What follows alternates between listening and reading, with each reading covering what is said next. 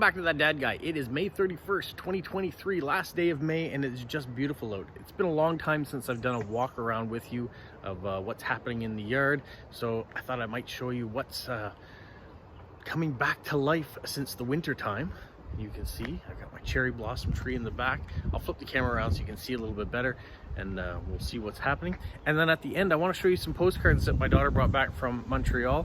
She zipped up there for a concert, and I'd asked her to go buy my new favorite postcard spot, which she did, and she picked up a few cards. So let me turn the camera around and you can see the yard. Here we had no mow May, which means you don't mow your lawn during the month of May. Lets the bees go in, see all the flowers and do their thing. So I survived until yesterday, the 30th of May, and then I went and mowed the lawn.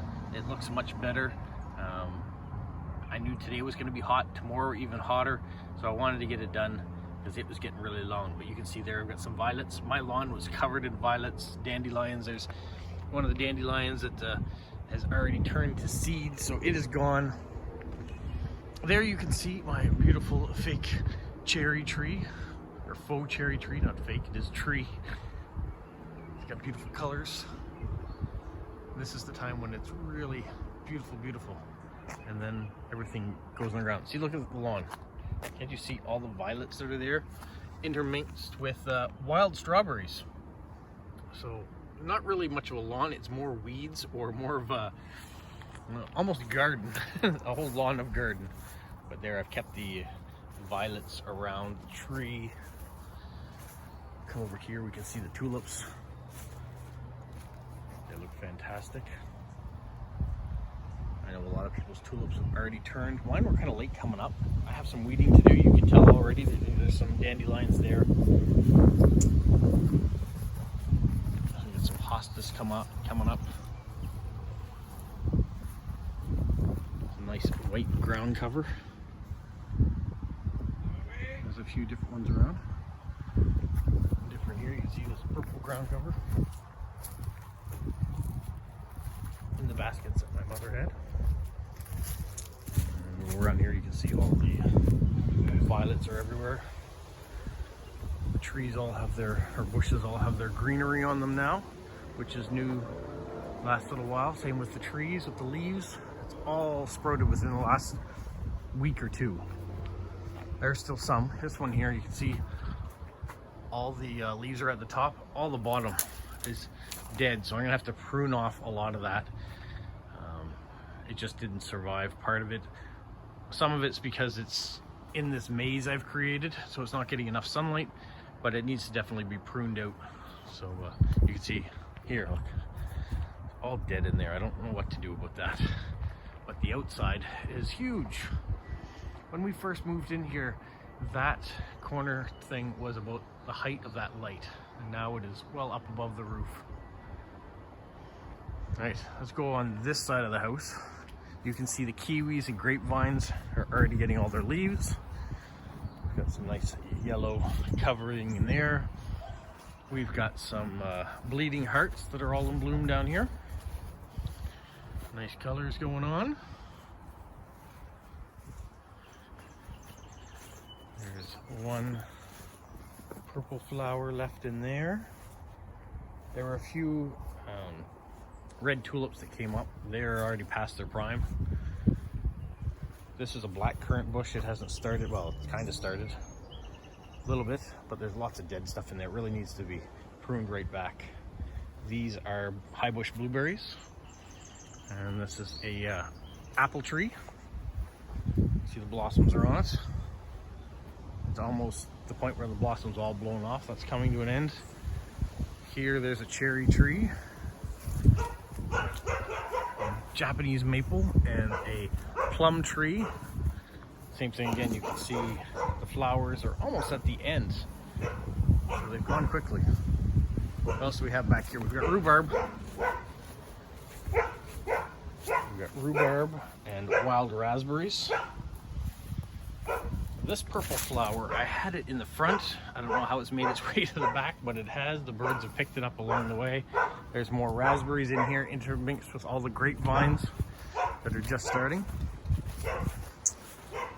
We'll go back to these boxes that I made a couple years ago. these plants are doing well. So these ones worked out well. The vines haven't started growing yet this season, but the ones in here, the dirt levels have disintegrated all the way down. The plants are dead.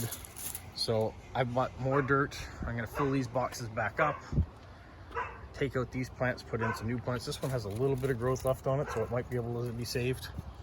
This one's completely dead. But these ones did all right. So I'm gonna put more dirt in these and fill up these boxes some more, probably replant some more ones up there. Yeah, what else do we have going on here? All the hedges, all the vines that way. Fire pit.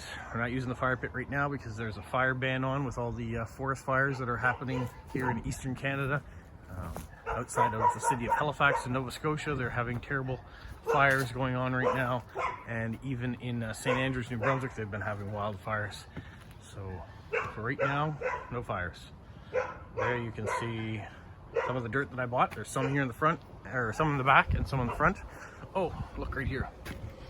I bought these 4 lavender plants last year. They didn't get planted in time. I thought, well, I'll put them in the basement.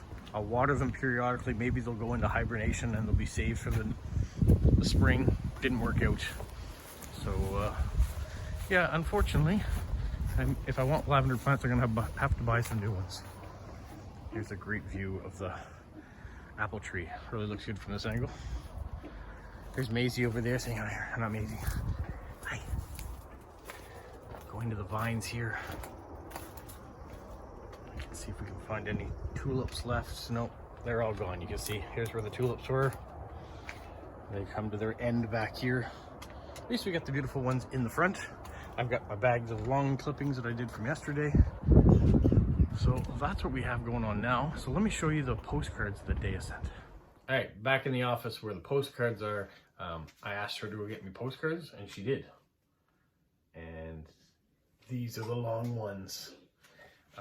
These long postcards that I bought last time that I was in Montreal when we picked up Dea from university. They were a big success. I only bought 6 of them. They were 3 for $1. And I've had inquiries on where in Montreal they were. So I've sent some messages out to those people that are in Montreal that inquired about it.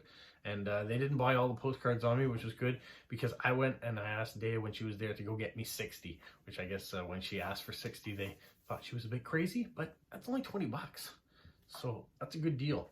What I've done is I've taken out the postcards, because she got me some duplicates, which I don't mind. That means I can send the same postcard to a few different people.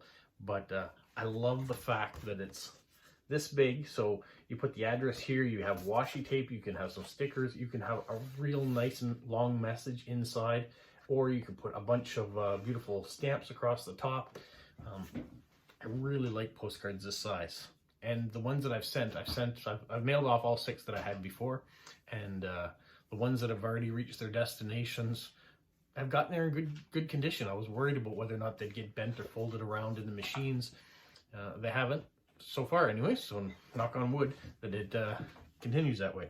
So let me show you the variety of ones that she picked out for me. First, we have the beaver. So how Canadian is that? I think maybe last time I bought this one, I talked about it, and I said otter. Of course it's not an otter, it's a beaver. So there you go, that card. Carrying on with the animal theme, we have these wild ducks. So some people like animals, including a frog. Hugs and kisses from Montreal. So some of these cards say Canada, some say Montreal, and some say Quebec. You will see a difference. So here we have a fall card from Montreal. You see all the leaves on the ground, all the colors in the trees. So people like different season cards. And not always in the autumn do you want those cards, you just want them to show up. Here is a Montreal skyline in the summer. And here's a Montreal skyline from the Jacques Cartier Bridge at nighttime. And then a winter Montreal. This is the Montreal port. Here we have a carriage ride in old Montreal. Montreal and Quebec City are cities that have a very European flair to them. Montreal has a beautiful commercial side to it, but old Montreal has that very French European look to it as well. So get a variety there. It's really nice. How about this one? You want a mallard, a male duck flying off. This one here is the Champlain Bridge in downtown Montreal. Here we have another skyline view.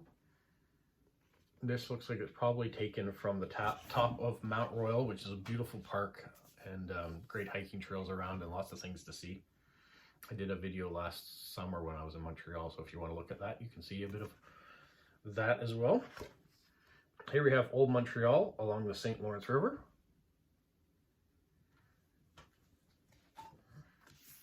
And this is a panoramic view of the downtown area along the St. Lawrence River. So same theme, just at night. And here, a different card, but this is Old Port in downtown Montreal. And then here, if you're a gambler, here are 4 different images of the casino in Montreal.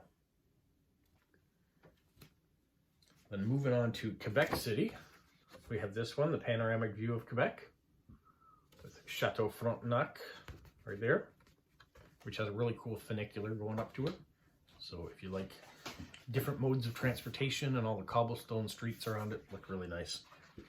Then this one here, which are just different streets that are leading up to Frontenac, which is right here. And then this one of Quebec, this is the Ministry of National Defense. So, nice old building. And you can see there probably was a school trip when this picture was taken, the school buses in front.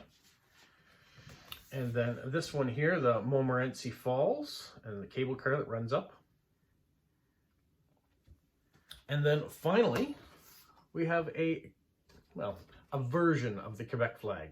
This isn't an exact replica. There's a lot of fleur-de-lis that are in here that wouldn't normally be in there, or what would normally just be solid blue panels. You have images within it.